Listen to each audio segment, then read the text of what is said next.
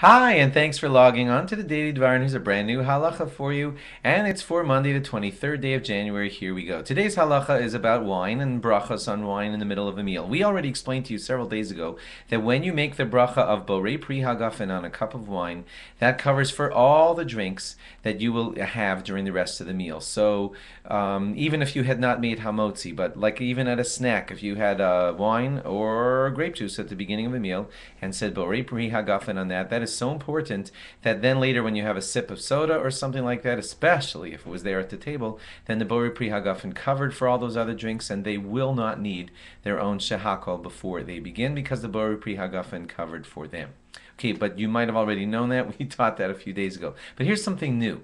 Let's say you made a borei pri hagafen on some wine, even at a meal, and that wine was delicious. It was okay, but then, as a surprise, they brought you a better bottle of wine later in the meal. And there's a certain excitement when that bottle of wine comes in. Well, you have already made the bracha borei pri hagafen on wine, so you won't need another bracha borei pri hagafen. But according to the Shulchan Aruch, the Jewish code of law, you would need the bracha of hatov v'hametiv. That's the bracha that says God does good and is good to us. And according to the rabbis, you would make that second bracha on the new wine that has just been brought to you, because there's an increased feeling of joy now that that second wine has been brought to the table, and it's a better wine, and it increases excitement, enjoyment, and all of that. But I do want to say to you that you might not always know how to apply this halacha. Like, is that second wine good enough, better enough, and it requires its own separate bracha of hatov v'hametiv?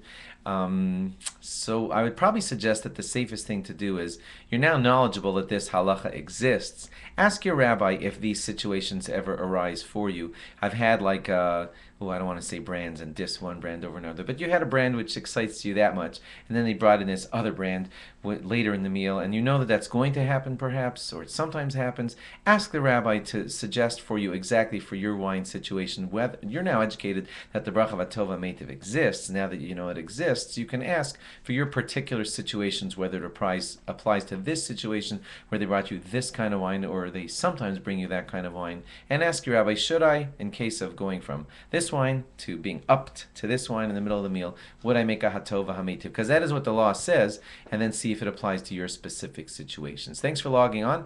Log on again tomorrow for more. Bye-bye.